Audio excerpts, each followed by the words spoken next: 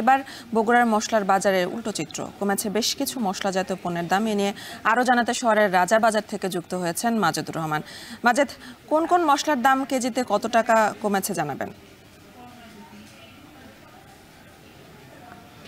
হ্যাঁ, আমি আপনাকে বলি যে কুরবানির একটি অন্যতম অনুষঙ্গ হচ্ছে মশলা, এবং প্রতিটি মাংসের সঙ্গে কিন্তু মশলা একটা প্রয়োজন হয়, এবং সেই মশলাটা কিন্তু এবারে অনেকটা দাম কম, এবং যে মশলাগুলো আমদানি নির্ভর সেই মশলাগুলোর দামও কিন্তু অনেকটা কমে গেছে। তাছাড়া পেঁয়াজ, রসুন, আদা সেগুলোর দাম তো কমছেই।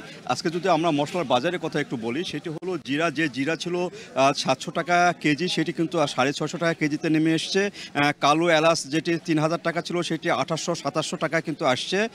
সাদা যেটি এলাচ সেটি 6000 ছিল, 5600 টাকা আসছে। দারুচিনি 600 টাকা কেজি ছিল, সেখানে 540 টাকা আসছে। এভাবে কিন্তু গরম মশলা যেটাকে বলা হয়, সেই গরম মশলার দামটা কিন্তু অনেকটাই কমে গেছে।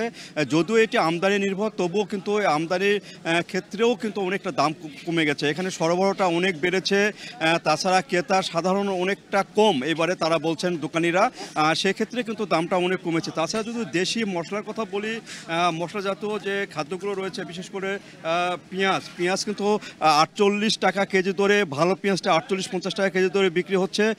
রসুন 90 থেকে 120 টাকা পর্যন্ত মান ভেদে বিক্রি হচ্ছে। আর এখানে আদা বিক্রি হচ্ছে 70 থেকে 90 টাকা কেজি দরে। অর্থাৎ মশলার বাজারটা কিন্তু গত বছরের তুলনায় যা ছিল তার থেকে কিন্তু অনেকটাই কমে গেছে। এইভাবে কিন্তু মশলা বিক্রি হচ্ছে। আর এই দাম কমাতে কিন্তু সাধারণ ক্রেতারা এখানে কিন্তু স্বস্তি প্রকাশ করছেন। তারা বলছেন যে এইবারে অন্তত মশলা কিনে বেশ তারা স্বস্তি বোধ করছেন, যা গত বছরে অনেকটা দাম বেশি ছিল। এই ছিল আমার কাছে বগুড়ার যে মশলা বাজার, সেখান থেকে সর্বশেষ।